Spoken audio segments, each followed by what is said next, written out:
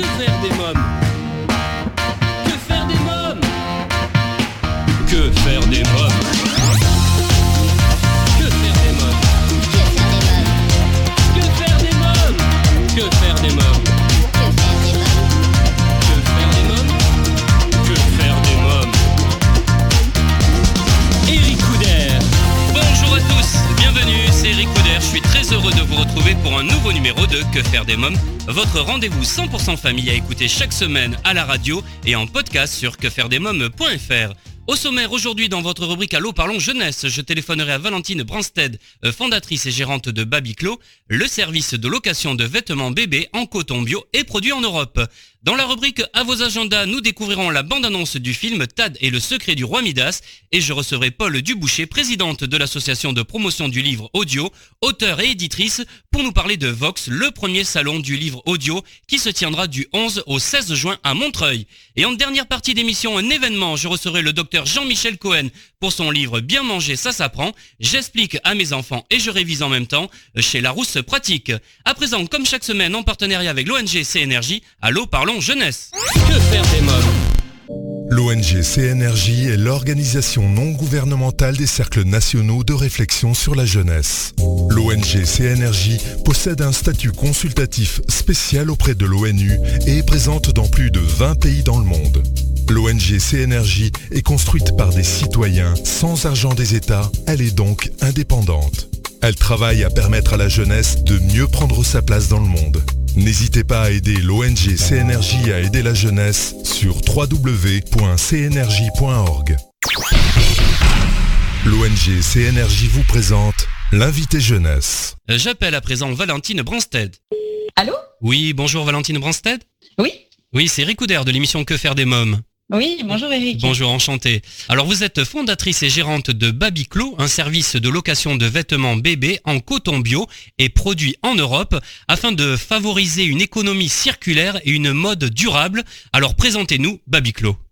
Alors effectivement, je permets aux parents de pouvoir louer des vêtements de bébé, donc de la taille 1 mois au 36 mois.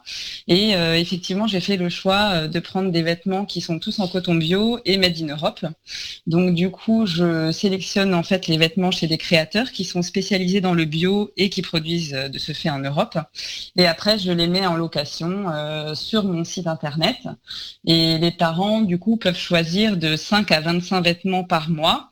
Donc 5 vêtements, ce qui leur permet en fait de compléter un petit peu le dressing de bébé selon leurs besoins, ou alors complètement habiller son bébé avec 25 vêtements, sachant qu'il y a de la gigoteuse, il y a des lots de body, il y a des pantalons, des pyjamas, enfin vraiment tout ce qu'il faut pour pouvoir habiller son bébé correctement.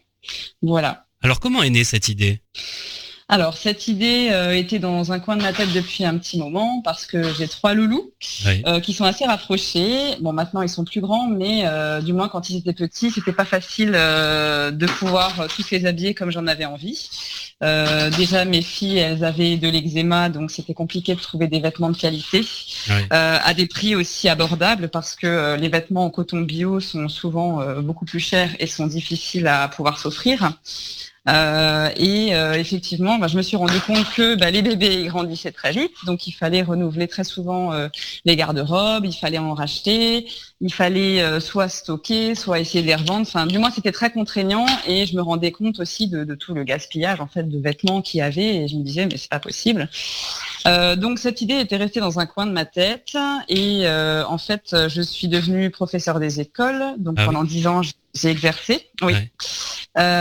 Et en fait, au bout de 10 ans, je ne retrouvais plus trop en fait dans l'enseignement traditionnel parce que moi je suis passionnée par le développement de l'enfant et moi je fonctionnais beaucoup par atelier avec la pédagogie Montessori. Enfin, je tendais plus vers ça, ce qui était un petit peu compliqué dans le système, je dirais public. Oui. J'étais pas trop comprise en fait. Oui. Donc au bout d'un moment, voilà, ça a plus d'autres choses compliquées parce qu'on sait que voilà les conditions d'enseignement sont difficiles. J'ai décidé d'arrêter et de changer de voie et de ce fait, j'ai concrétisé mon projet. Voilà. Alors quels sont les petits plus que vous proposez pour faciliter le quotidien des parents ? Alors, les petits plus, c'est déjà du coup que les personnes peuvent choisir eux-mêmes leurs vêtements. C'est pas moi qui en fait sélectionne un lot de vêtements et qui leur envoie. Donc, ils peuvent complètement choisir. Les frais d'envoi et renvoi sont gratuits. Donc, quand les personnes reçoivent leur colis, il y a une étiquette retour qui est dedans, ce qui fait qu'ils ont simplement à la coller dessus et puis voilà, à le refaire partir. Que vous dire d'autre? Les vêtements, lorsqu'ils arrivent chez du coup les parents, ils sont déjà tous lavés, donc prêts à porter. Oui. Ouais, les vêtements, je les relave tous avec des lessives écologiques spéciales bébé. Donc du coup c'est prêt à porter, c'est pratique. Voilà. Il y a une assurance également pour les taches, les trous. S'il y a il y a un bouton ou un petit trou qui s'est fait, il n'y a pas de souci. Moi je m'en occupe, donc soit je fais de l'upcycling avec les vêtements et donc il y a une couturière qui me crée d'autres choses en fait à partir des vêtements qui sont usagés et non utilisables. Ou alors j'en fais don dans des maternités ou à des associations de mamans. Voilà. Ça marche par abonnement, hein? C'est un abonnement, mais il n'y a pas d'engagement.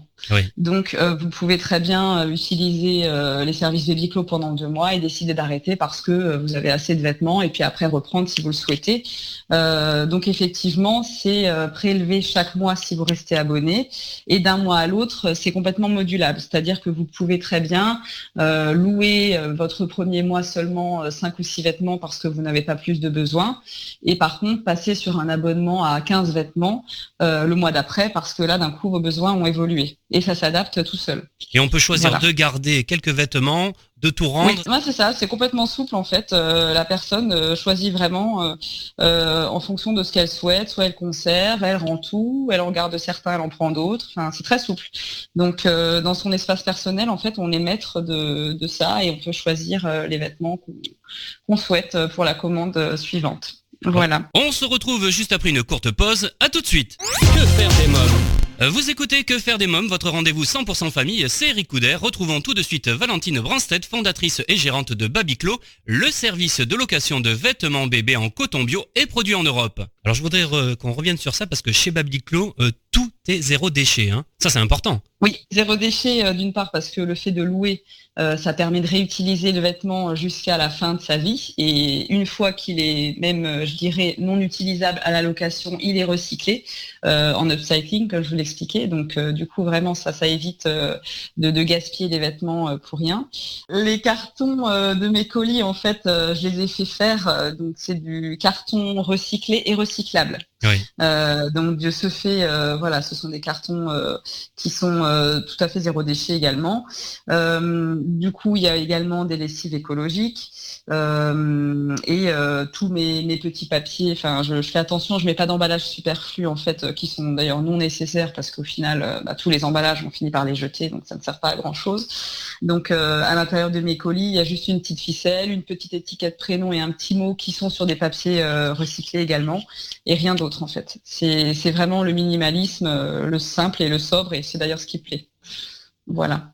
Très bien. Alors, je voulais dire tout d'abord que d'habiller son bébé à petit prix, c'est finalement la location coûte moins cher que l'achat, hein, quand même. Hein. Ah oui, ouais, parce que là, c'est 29 € pour 5 vêtements. Oui. Et après, c'est 4 € de plus par vêtement supplémentaire.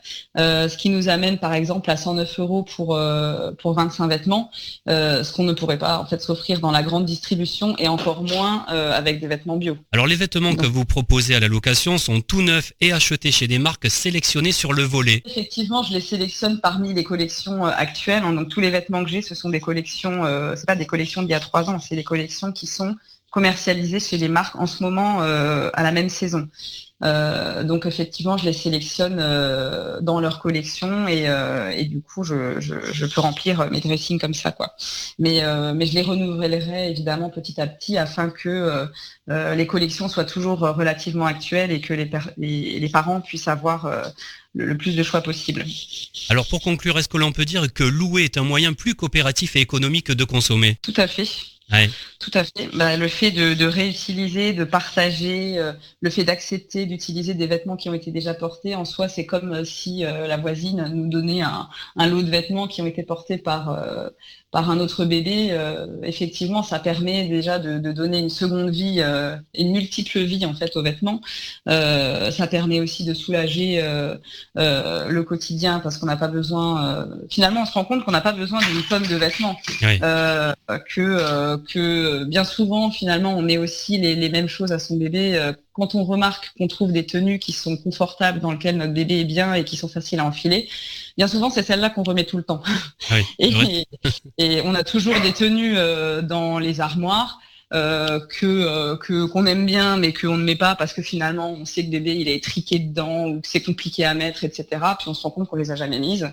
Et c'est vrai que moi, dans les collections que je choisis, c'est que des vêtements qui sont faciles à enfiler, qui sont confortables, qui sont doux, molletonnés, dans lequel bébé est bien. C'est comme si finalement, il était lui aussi dans un pige toute la journée, ce qui n'est pas le cas parce qu'il y a des tenues, effectivement, mais en plus de ça, le coton bio, il est très doux et très agréable.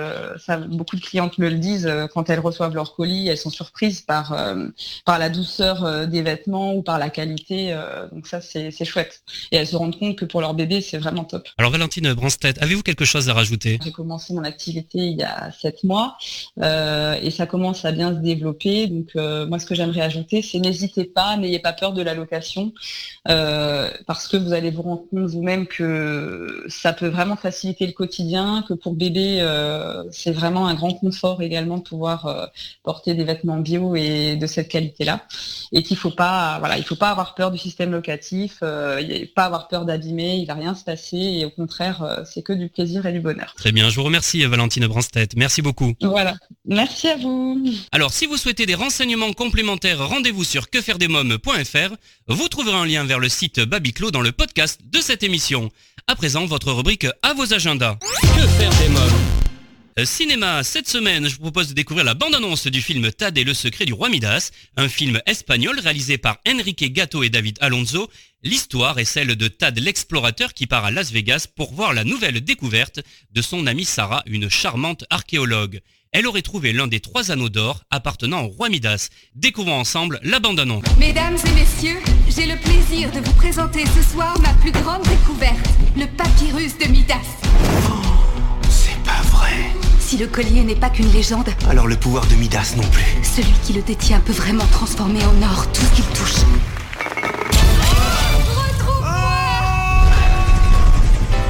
J'arrive, Sarah. Tad Stones à votre service. Oh non, non, non, non, non, tu ne viens pas avec moi. Si, non, si, non. Je suis le maître du monde. Reviens là, espèce de lâcheur. Donnez-moi le carnet ou c'est la dernière fois que vous la voyez. Tad et le secret du roi Midas, un film à voir en famille pour les grands comme pour les petits. Si vous l'avez raté au cinéma, vous pourrez le voir en replay sur MyCanal jusqu'au 1er août. Je reçois à présent Paul Duboucher. Bonjour Paul Duboucher. Bonjour. Alors vous êtes présidente de l'association de promotion du livre audio, auteur et éditrice. Je vous reçois pour un événement qui se déroulera du 11 au 16 juin prochain, une nouvelle manifestation littéraire Vox, le salon du livre audio. Avant de parler plus amplement de cet événement, quelques mots sur l'association de promotion du livre audio. C'est une association que nous avons créée, qui est issue de la commission du livre audio au sein du syndicat national de l'édition, laquelle commission nous avons créée il y a 4 ans, qui regroupe l'ensemble des éditeurs de livres audio, que ce soit jeunesse ou adultes. Donc l'association de promotion du livre audio est issue de cette commission. Alors il faut savoir que le livre audio est un secteur en pleine expansion. Un Français sur 10 en achète, 18% en ont déjà écouté et 21% se disent intéressés par cette nouvelle forme de lecture. Et effectivement, depuis 2 ou 3 ans, bon après c'est difficile de mettre une date exacte, mais il y a une véritable explosion, notamment du livre audio pour adultes. Que faire des mômes, votre rendez-vous 100% famille continue juste après une courte pause. À tout de suite. Que faire des mômes ? Vous écoutez Que faire des mômes, c'est Eric Couder. Paul Duboucher, présidente de l'association de promotion du livre audio, auteur et éditrice, nous parle de Vox, le premier salon du livre audio qui se tiendra du 11 au 16 juin à Montreuil. Alors quel en est le programme ? D'abord, l'enjeu, il est que c'est quand même la première édition de ce phénomène, et donc l'enjeu, il est la notoriété, c'est-à-dire la visibilité du secteur. Comme tout salon, on n'est pas que dans le dématérialisé, on est aussi dans le vivant, on est aussi dans l'objet, on est aussi dans des gens qui lisent, qui audio-lisent, et puis des gens qui lisent à voix haute, des comédiens, des auteurs, enfin tout ça c'est vivant. C'est bien de rencontrer les personnes qui font et les personnes qui reçoivent. Donc le salon, ça sert à ça les salons d'ailleurs, ça sert à faire se rencontrer les êtres vivants qui font les choses. Donc premier objectif, c'est la notoriété, c'est donner une place visible au livre audio. Le programme du salon, il est riche. Le salon, il est aussi issu du festival de lecture à voix haute qui, lui, existe depuis quelques années et qui va commencer précisément le 11 juin par des événements de lecture à voix haute dans les rues et dans des lieux culturels de Montreuil. Le salon à proprement parler va commencer le 13 juin par une journée professionnelle animée par 6 tables rondes sur des sujets, des thématiques touchant au livre audio. Le salon ouvre ses portes au public à partir du vendredi 14 par une journée plus globalement dédiée aux jeunes et aux scolaires. Il sera animé tout au long des 3 jours par des spectacles. Il y aura en tout une vingtaine d'événements sur les 3 jours, des spectacles musicaux, des lectures à voix haute, des stations d'écoute, des enregistrements publics, des spectacles, des événements en direction de la jeunesse, des moins jeunes, des comédiens de renom. Il y aura Dominique Blanc, il y aura Daniel Mesguich, il y aura Daniel Pénac, voilà, au fur et à mesure de ce qui me revient. Enfin, ça sera quelque chose de à la fois très festif, très intense. Et le salon sera donc inauguré par une soirée de vernissage, d'inauguration, le 14, le vendredi 14, à partir de 18h30, 19h, dans les salles des fêtes de la mairie de Montreuil. Je vous remercie, Paul Duboucher. Merci beaucoup. Au revoir. Ne manquez pas Vox, le premier salon du livre audio qui se tiendra du 11 au 16 juin à Montreuil. À présent, c'est la rubrique Invité. Que faire des mômes ? C'est un événement, mon invité d'honneur est le docteur Jean-Michel Cohen. Bonjour au docteur Jean-Michel Cohen. Bonjour. Alors vous êtes médecin nutritionniste, auteur de nombreux best-sellers sur l'alimentation et la nutrition. Vous intervenez régulièrement dans les médias et animez également le site internet savoirmaigrir.tv. Et vous publiez chez Larousse Pratique un guide indispensable pour les familles. Bien manger, ça s'apprend. J'explique à mes enfants et je révise en même temps. Un livre dans lequel il n'est pas question de critiquer la modernité, mais plutôt de préserver nos enfants d'une mauvaise alimentation. C'est ça. En fait, c'est un fait établi. Aujourd'hui, l'alimentation a beaucoup changé depuis les années 1950. On a une nourriture industrialisée qui plaît beaucoup aux enfants et qui séduit aussi les parents dans la mesure où ça raccourcit le temps de préparation des repas. Dans ces conditions, l'alimentation devient plus dure à gérer parce qu'il faut savoir de quoi sont faits les aliments. Et ma grande surprise, ça a été de voir qu'il n'y avait pas grand-chose qui était fait pour les enfants, en tout cas pour éduquer les enfants. Et je me suis dit que éduquer les enfants, c'était une bonne chose, mais qu'il fallait que ça soit fait avec leurs parents. C'est pour ça que j'ai dit qu'il fallait que les parents révisent en même temps, parce qu'on ne peut expliquer que ce qu'on a soi-même bien compris. Donc il y a une double partie dans ce livre. Il y a la partie pour les parents pour qu'ils comprennent, qui les aidera à faire les repas eux aussi. Mais il y a la partie pour traduire les mots qui sont des mots parfois trop compliqués pour les enfants, en mots beaucoup plus simples, de telle façon à ce que les enfants comprennent pourquoi c'est important de manger pour construire son squelette, pour construire sa peau, pour construire ses muscles, pour se préserver de certaines maladies, et en même temps, dans quels aliments on va trouver tous ces ingrédients, tous ces nutriments qui sont utiles pour réaliser ce type d'opération. Donc, il s'agit maintenant d'éduquer nos enfants pour que eux préparent leur santé future, de telle façon à ce qu'ils vivent le plus longtemps possible et dans la meilleure santé possible. Alors comment donner aux enfants tous les outils nécessaires pour leur permettre de manger correctement et de prendre du plaisir ? C'est assez simple. Dans la première étape du livre, j'explique, par exemple, je vais prendre un exemple, j'explique ce que c'est que la peau. La peau, c'est un ensemble qui est constitué de protéines, de lipides, et qui nécessite pour être imperméable, d'avoir de la vitamine A notamment, et pour avoir aussi une belle qualité élastique de la peau. On va expliquer aux enfants d'abord à quoi ça sert les protéines. Ce sont comme des briques qui construisent une maison. Ensuite, on va leur dire que les graisses, ça sert justement à fixer les briques entre elles. Et ensuite, on va leur montrer qu'il va falloir peindre la façade avec la vitamine A. Et ensuite, dans un deuxième temps, on va leur dire, les protéines, tu peux les trouver où? Les protéines, tu peux les trouver dans le poulet, mais n'oublie pas que tu vas en trouver dans le poisson, dans la viande, dans les œufs, dans les yaourts. Donc déjà, l'enfant, il va mémoriser le fait que ces aliments-là sont des aliments de structure, c'est-à-dire qu'ils construisent des structures corporelles. Ensuite, on va faire exactement la même chose pour les lipides. On va leur dire que les lipides, c'est les graisses. On va leur montrer ce que sont les graisses brutes, c'est-à-dire l'huile, le beurre, la margarine, la crème fraîche.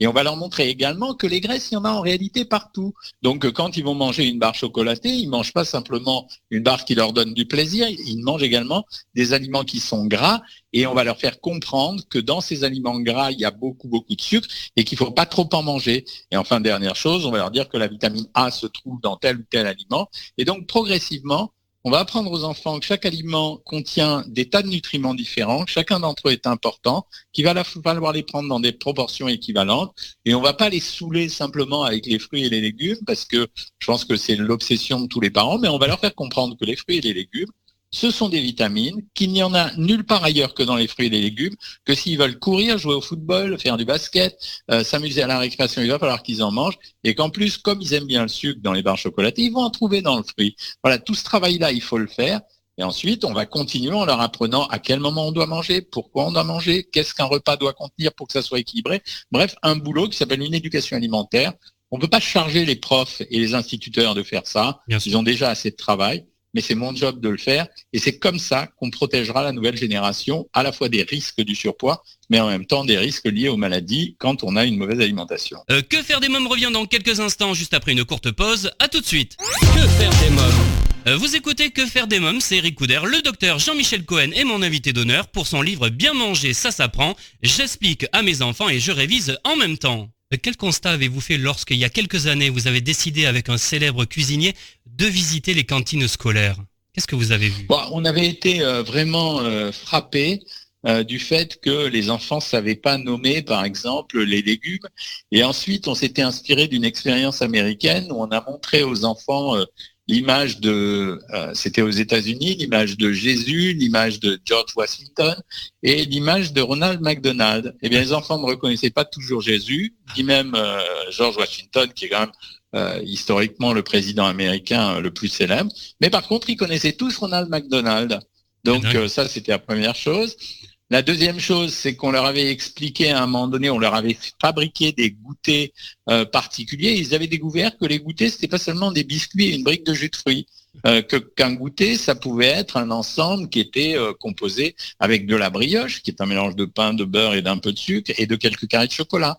On avait fabriqué également pour les gamins, pour le menu du midi, des cornets qu'on avait farcis avec une préparation que le cuisinier avait bien voulu organiser, et leur montrer que manger rapide, c'était ni forcément, ça c'était pour les plus grands, ni forcément le kebab, ni forcément le burger, mais ça pouvait être autre chose, avec des goûts et des saveurs différentes, et on avait fait un tabac avec ça. Ouais. Donc ça veut dire que les enfants ont une appétence pour la bonne nourriture, mais qu'on n'a pas su leur expliquer comment la faire, pourquoi elle était intéressante et de quoi elle était composée. Donc c'est un boulot à faire. Moi je pense que ça devrait être un tout petit manuel qu'on devrait leur faire pendant les vacances, par exemple. Les cahiers de vacances, ils devraient incorporer ça. Bien sûr. Alors c'est avec la complicité de vos petits-enfants que vous avez écrit cet ouvrage. Alors oui, parce qu'en fait, il se trouve que j'ai une chaîne YouTube. Ouais. Et qu'un jour, j'ai tourné une vidéo avec mes petits-fils. Et j'ai été surpris après la vidéo. Enfin, je tournais la vidéo, ils sont intervenus dans la vidéo. Et à un moment donné, ils se sont mis en retrait de la caméra et ils ont écouté toute la vidéo, du début jusqu'à la fin. Et après, ils sont venus me poser des questions. Ah oui, et dans les beignets de poulet que tu as montré, mais alors quoi, le truc jaune, c'est pas du poulet, c'est de la farine. En fait, ils pensaient que c'était de la peau de poulet qui était grillée. Et je me suis rendu compte qu'ils avaient envie de savoir. Alors là, on a commencé, puis on était dans la cuisine. Donc à chaque fois qu'ils venaient chez moi, je leur montrais les légumes, la sauce, etc. Et puis j'ai vu que ça les intéressait vraiment. Et je leur ai dit, vous voulez que je vous pose des questions pour voir comment vous répondriez, comment vous comprenez. Et on fait ce livre ensemble. Et les trois, là, Nathan, Noam et Léna, ils étaient emballés par l'histoire. Donc je les ai pris plusieurs après-midi d'affilée, ce qui était un vrai bonheur. Et on a fabriqué ce bouquin en quelque sorte ensemble. Est-ce que vous êtes d'accord pour dire que ce livre est destiné aussi bien aux enfants qu'à leurs parents et leurs grands-parents? Parce que les grands-parents, ça va leur donner aussi des idées et comprendre certaines choses. D'ailleurs, c'est ce qui se passe à l'heure actuelle. J'ai reçu beaucoup de messages et d'ailleurs, je les remercie de grands-parents ou parents qui m'ont dit, écoutez, on a acheté le livre, on était un peu, on comprenait pas très bien, mais quand on l'a ouvert, quand on était dans la librairie, on a vu des trucs très intéressants et donc on les a lus sur place et on a acheté le bouquin. Et depuis, ça leur sert à communiquer avec leurs enfants et leurs petits-enfants autour de la nourriture. Et j'ai reçu des tas de compliments que j'attendais pas. J'écris beaucoup de bouquins. J'ai jamais reçu autant de petits SMS, Facebook que pour ce livre. Donc c'est très sympa. C'est vraiment un outil de communication entre les différentes générations. Et en même temps, vraiment, je suis content d'avoir fait ce travail pédagogique. Oui. Docteur Jean-Michel Cohen, qu'est-ce qu'une alimentation de qualité variée et équilibrée? Vous l'expliquez également dans le livre. Oui, moi en premier lieu, je tiens à expliquer que la nutrition, c'est pas la privation. Ça veut dire que je dois continuer à favoriser le plaisir alimentaire. Le plaisir alimentaire fait partie des plaisirs de la vie et en même temps, on a besoin d'activer les circuits de la récompense autrement que par des systèmes comme, toutes les drogues récréatives qui existent. Donc, l'alimentation est un plaisir. Ça, c'est la première chose. La deuxième chose, c'est qu'une alimentation bien construite, elle respecte un certain nombre de paramètres. Il y a beaucoup de bêtises qui sont dites sur les réseaux sociaux, mais c'est entre 40 et 50% de sucre lent.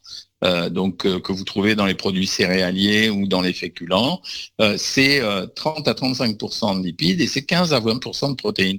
Il faut absolument avoir cette proportion pour obtenir une bonne alimentation. On ne se focalise pas sur le slogan stupide des 5 fruits et légumes, qui est un faux slogan, parce qu'en réalité, la vraie théorie, c'est de consommer minimum 400 grammes de fruits et légumes par jour, en essayant de les varier, le chiffre de 3 à 5 étant le meilleur. Donc, quelqu'un qui mangerait 400 grammes de fruits et légumes par jour, en ayant 3 variétés différentes, il remplirait le contrat très très bien. Et c'est pas grand-chose. Une pomme, une assiette de carottes râpées et une assiette d'épinards par jour, et là, le tour est joué. Donc, c'était pas grand-chose. Donc ça, c'est leur expliquer ça. Enfin, la dernière chose, c'est de leur dire que l'organisation de l'alimentation, elle relève d'un choix personnel. Autrement dit, arrêtons les slogans aussi, et notamment à propos des 3 ou 4 repas par jour. Chacun d'entre nous a des rythmes différents. On a envie de prendre le petit déjeuner des fois à 7h du matin, des fois à 8h, des fois à 9h, des fois de le raccourcir. Quoi qu'il en soit, le bilan de la journée, il doit revêtir tous les aspects que je viens de vous décrire. Oui. Donc les règles d'or, c'est de bien manger et de manger varié en tout cas. C'est ça. Alors, c'est de prendre du plaisir quand on mange, de varier le plus possible les aliments. Et j'insiste beaucoup sur varier beaucoup les aliments parce que je suis en préparation d'un nouveau livre sur toutes les peurs alimentaires à l'heure actuelle, perturbateurs endocriniens, résidus de pesticides, dioxines, etc. On se rend compte qu'en fait, l'effet dose est l'effet le plus important. Donc, plus vous allez varier votre alimentation au fur et à mesure de la semaine, et moins vous avez de risques. Autrement dit, même si certains fruits, par exemple, personne ne sait que le raisin, c'est le fruit le plus chargé en résidus de pesticides. Oui. Donc voilà, vous n'avez pas mangé du raisin tous les jours. C'est vrai que s'il y a des gens qui vous demandent de faire des cures de raisin, mangez-en une fois par semaine, prenez une banane le lendemain, du pamplemousse la 3e fois, etc. Et profitez des bonnes occasions parce que la nourriture, c'est aussi, ça s'intègre à un système économique. Et je tiens beaucoup à ça parce que je considère qu'à l'heure actuelle, l'une des plus fortes inégalités, elle est au travers de la nourriture. Quand vous avez de l'argent et que vous avez tous les moyens disponibles, vous pouvez bien manger. Quand vous n'avez pas d'argent, vous ne mangez qu'en fonction de vos moyens. Et ces personnes-là mangent un peu moins bien. Et je pense que c'est une inégalité qu'il faudrait corriger. Dans quelques instants, Que faire des mômes continue. À tout de suite. Que faire des mômes. De retour pour la suite de Que faire des mômes, le docteur Jean-Michel Cohen est mon invité d'honneur. Alors vous dites qu'il n'est jamais trop tôt ou trop tard pour prendre de bonnes habitudes. Non, alors vraiment, il n'est jamais trop tard pour prendre de bonnes habitudes. Les implications de la nourriture aujourd'hui sur la santé sont sont folles. C'est-à-dire que chaque jour amène son lot de nouvelles surprises. On ne savait pas, par exemple, que la dose de vitamine C à consommer, c'est pas plus de 100, ça sert à rien d'en prendre plus de 100 mg par jour, et c'est couvert par d'autres aliments que le kiwi. C'est couvert en partie par le poivron, qui est un produit extrêmement intéressant. On ne savait pas que les œufs, on a longtemps hésité entre en manger beaucoup ou pas beaucoup, mais on se rend compte que quand on en mange beaucoup, on mange moins d'autres produits, donc finalement, il faut avoir moins peur du cholestérol qu'auparavant. On ne savait pas que les légumes fermentés, le fameux kimchi, qui est très à la mode dans les milieux bobos, le kimchi, les légumes fermentés, c'est extrêmement intéressant pour développer des probiotiques naturels soi-même dans son intestin. On ne savait pas que aujourd'hui consommer du thé en même temps que du fer, ça empêchait le fer de rentrer dans l'organisme. Voilà. Tous les jours, on a quelque chose. Et tous les jours, on a en plus sur les maladies une relation avec les aliments. C'est-à-dire, on sait par exemple que l'obésité, maintenant, c'est un facteur déclenchant des cancers. Voilà, ça on le pensait pas il y a 30 ans. On sait également que pour les maladies cardiovasculaires, il faut privilégier les rapports oméga 3 sur oméga 6. Donc, chaque jour amène son lot d'informations, c'est pour ça qu'on est encore dans un domaine de développement de la connaissance. Donc profitons de tout ce qu'on sait aujourd'hui pour améliorer la possibilité de ne pas développer de maladies un peu plus âgées. Alors je voulais préciser que c'est un livre vraiment très complet puisque vous y donnez également des idées de menus, des recettes équilibrées de saison et en plus il y a un jeu de 7 familles des aliments pour apprendre en s'amusant également. Ben ouais, ça c'est ma stratégie habituelle. Je pense que là c'est mes années de conférencier qui parlent. On ne fait jamais bien retenir les choses que quand on sait divertir les étudiants ou les personnes qui sont en train d'apprendre. Quand vous utilisez des moyens drôles pour faire passer de la connaissance, la connaissance, elle va mieux se fixer dans votre cerveau. C'est les stratégies mnémotechniques. Quand j'étais conférencier pour les étudiants en médecine, à l'époque, pour leur faire apprendre l'anatomie, qui est une matière assez rebutante, j'étais obligé, je leur disais qu'on voyageait dans un sous-marin en compagnie d'un très beau garçon pour les filles ou d'une très belle fille pour les garçons, et on se promenait dans les artères, et je disais faites attention, son épaule vous frôle parce que vous allez tourner le long de l'artère iliaque, etc. Je me suis rendu compte que mes étudiants à l'époque, ils connaissaient mieux l'anatomie que les autres. Alors j'ai vu également que boire de l'eau est important. Manger dans le calme, pas de télé, pas de tablette ou de smartphone, ça c'est très important. Hein. Oui, alors c'est un grand gâchis des temps actuels. Ça veut dire que le repas, c'était un moment d'échange. Autrement dit, les parents sont très occupés aujourd'hui et l'heure du repas, c'était le moment où on se demandait aux enfants ce qu'ils avaient fait à l'école, où les parents instruisaient leurs enfants. Aujourd'hui, j'ai remarqué que les ados, notamment, peut-être moins les petits-enfants, mais les ados à partir de 11 ans, ils ont leur téléphone à côté d'eux, ils vont parler avec leurs copains avec n'importe quelle application. Les parents font exactement la même chose. Donc l'acte de manger devient secondaire par rapport au reste des actions qui sont entreprises.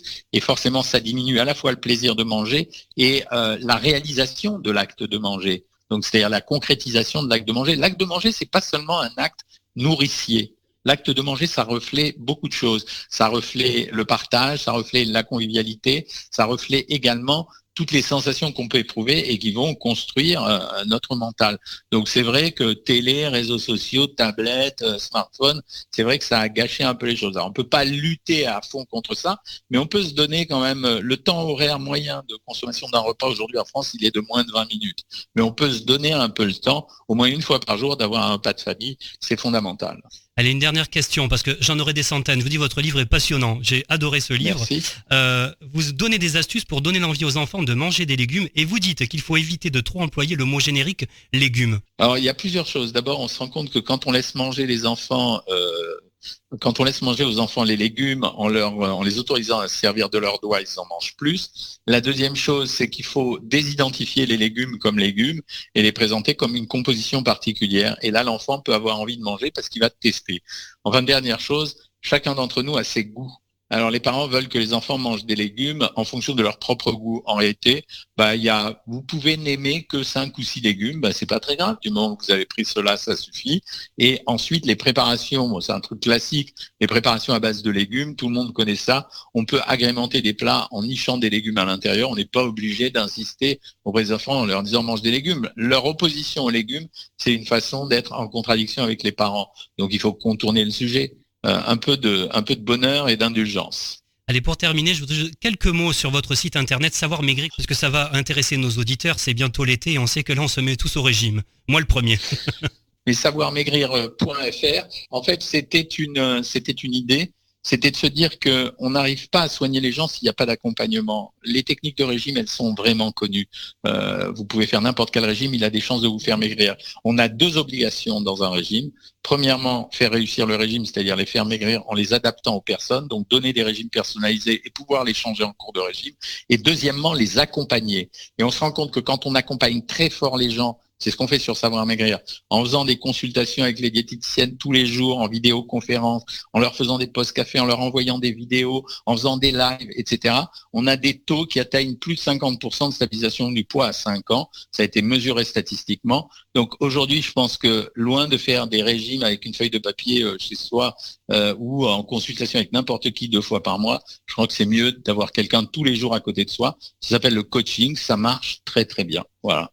Bon, merci docteur Jean-Michel Cohen, merci beaucoup. Mais je vous en prie. Bien manger, ça s'apprend, j'explique à mes enfants et je révise en même temps du docteur Jean-Michel Cohen chez Larousse Pratique, le guide indispensable pour les familles à vous procurer sans plus attendre. Et bien voilà, Que faire des mômes pour aujourd'hui, c'est terminé. Un grand merci à tous mes invités.